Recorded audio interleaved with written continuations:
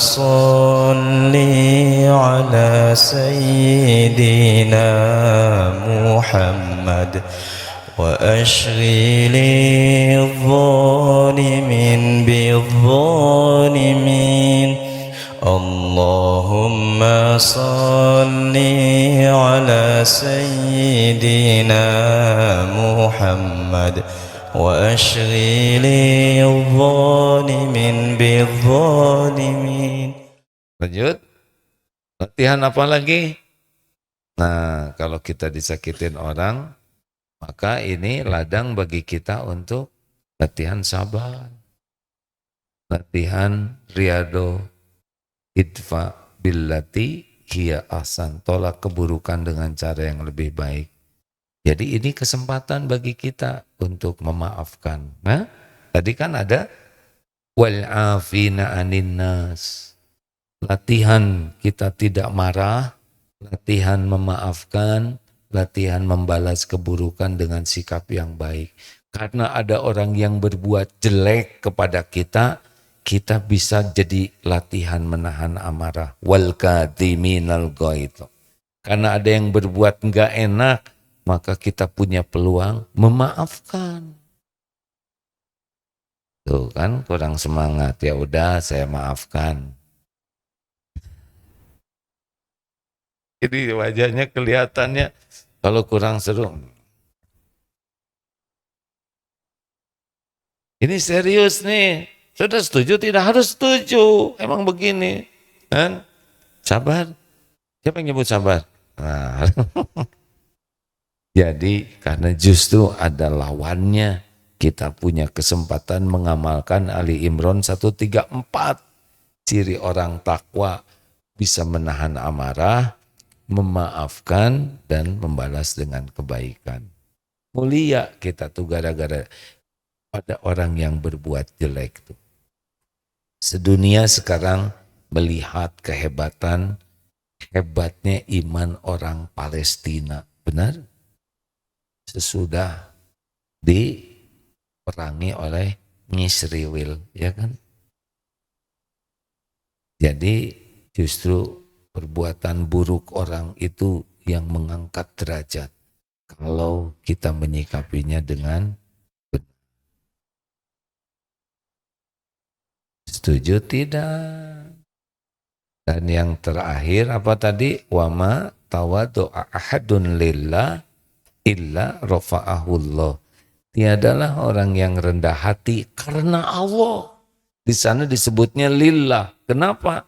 Karena ada yang tawadu acting. Dia merapikan sendal. Tapi hatinya merasa, nih saya udah tinggi jabatannya tapi merapikan sendal. Makanya tidak lihat sendal, tapi lihat orang yang lihat dia.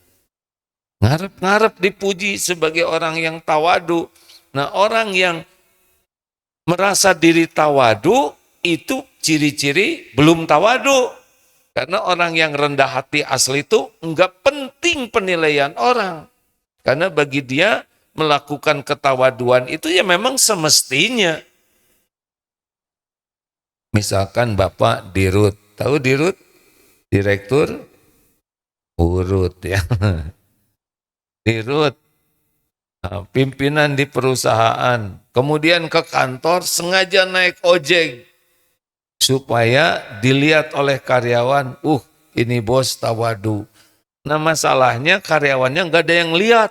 Jadi di kantor tuh muter aja ngelilingin kantor dibonceng oleh ojek demi dilihat tawadu. Apa bedanya orang tawadu asli dengan tawadu yang dibuat-buat? Bedanya adalah tidak akan konsisten. Misalkan ada yang tiba-tiba pakai pakaian sederhana, masuk ke dalam got ya, pas keluar ternyata jadi hitam. Karena dalam gotnya jadi kelelep. Ini terserah saya ceritanya, hadirin nggak usah protes ya. Yang ngomong ya. Tidak akan konsisten. Orang yang semuanya dicari penilaian makhluk tidak konsisten, tidak akan menikmati. Dan salah satu testernya orang yang tawadu itu adalah Al-Furqan ayat 63 itu, wa idza khotabahumul jahiluna qalu salaman. Nah, orang yang rendah hati asli itu akan nampak ketika ada orang yang berkata tidak baik kepadanya. Nah, orang yang tawadu asli ketika ada orang bersikap kurang sesuai, kurang menghormati, kurang menghargai, dia tidak bete, tidak jengkel, tidak marah, anteng saja. Tapi bagi orang yang kurang tawadu, sensitif, mudah tersinggung, mudah jengkel, mudah marah-marah. Nah, ini perlu banyak latihan. Bagaimana ciri orang yang supaya kita tawadu asli? Nah, Imam Hasan Al-Basri memberitahu supaya kita latihan tawadunya adalah jangan keluar dari rumah kecuali melihat orang Islam lain lebih mulia daripada dirinya. Ini teorinya gampang. Misalkan nih sekarang lihat, ini adik-adik SMP, ya. SMP udah balik belum sih, Dek?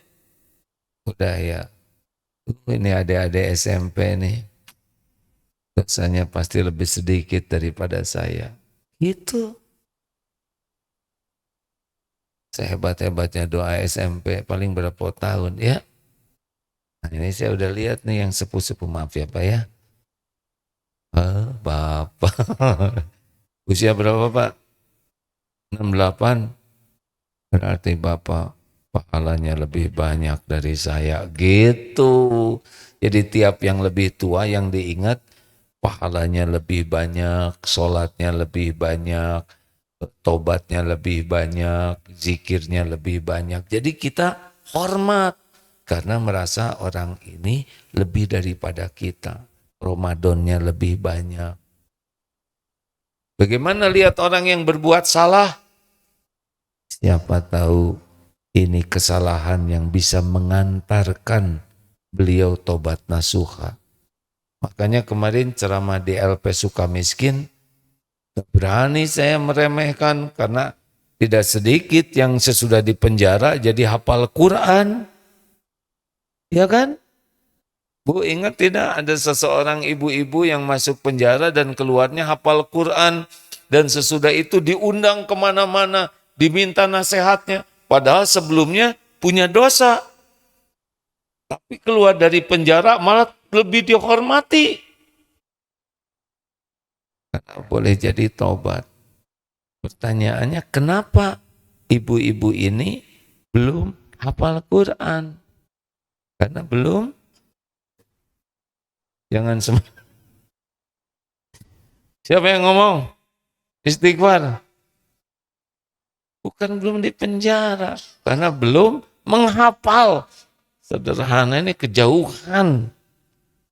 Tapi saya ngaku sebetulnya itu jebakan Batman. Saya sendiri ngarep-ngarep ada jawaban itu. Astagfirullah. Jadi yang nyebut penjara itu dosa, tapi yang mancingnya juga dosa. Dan kali nggak boleh gitu ya Pak ya. Jadi kenapa orang itu belum hafal Quran? Karena belum di penjara dan belum menghafal. Lanjut. Bagaimana santri sudah bangun belum? Siapa yang di penjara katanya. Jadi bagaimana nih? Tawadu yang asli, ciri lainnya orang tawadu asli itu sangat nikmat mendapatkan masukan, saran, koreksi. Jadi orang rendah hati itu bisa dilihat pada waktu dia mendapat kritik, saran, masukan. Nah, orang sombong itu kecenderungannya adalah tidak suka. Karena dia sudah merasa benar, merasa paling benar. Sehingga kalau ada yang memberikan masukan, kecenderungannya adalah dia tidak suka, sibuk membela diri. Bahkan makin sombong itu sibuk nyerang. Bu, sebaiknya ibu nggak usah banyak bicara. Kata siapa saya banyak bicara? Saya tidak suka bicara. Saudara jangan menuduh saya sembarangan ya. Ukur diri saudara sebelum terus saya ngomong. Begitulah ya. Orang-orang yang sombong itu alergi terhadap nasihat, saran, kritik, koreksi, dia. Atau acting. pura-pura dengar nasihat tapi udah itu dipecat. Ada. Coba siapa yang beri masukan, Pak Direktur, sebaiknya Pak Direktur tuh sholatnya di masjid dong, jangan di kantor terus. Oh, terima kasih ya. Besoknya teh PHK. Memang berterima kasih tapi PHK. Ya lelaki, bapak-bapak, kalau dikasih saran oleh istri, dengar. Gak usah jawab yang bikin jadi sombong. Bu, beri saya masukan. Wah, menurut saya sih papa tuh orangnya emosional, gampang marah. Kalau marah-marahnya suka nyakitin. Ibu tuh jangan begitu pikirannya. Papa ini kalau di kalangan para sahabat, tipenya itu tipe Umar bin Khattab. Ulu, mimpi. Umar bin Khattab tegas, kemudian dia nebeng aja. Jangan. Yang kedua, apa Bu masukannya buat saya? Maaf ya Pak, ketiak papa bau. Bu, justru ini senjata pamungkas. Kalau ibu bikin jengkel, sekali didengkek. Janganlah, terima saja. Oh, alhamdulillah. Alhamdulillah, terima kasih. Walaupun di sini berat nerima, udah alhamdulillah. Mau tahu caranya supaya kita bisa terbiasa menerima nasihat? Ucapkan terima kasih, kirim makanan, kirim hadiah kepada yang memberikan masukan. Itu nanti beda tuh. Siap tidak nih Pak? Lelaki, nggak usah kebanyakan nasihat di rumah tuh. Orang rumah udah tahu modal kita. Ya, nasihat apa? Selama ini juga nasihatin diri sendiri nggak bisa. Bukan tidak boleh memberi nasihat. Sebaik-baik nasihat itu adalah jadi suri tauladan. Kalau kita mau memberi nasihat yang baik, jadilah contoh. Allahumma salli ala sayyidina Muhammad wa ashghili adh-dhalimin bidh-dhalimin. Allahumma salli ala sayyidina Muhammad وأشغل الظالمين بالظالمين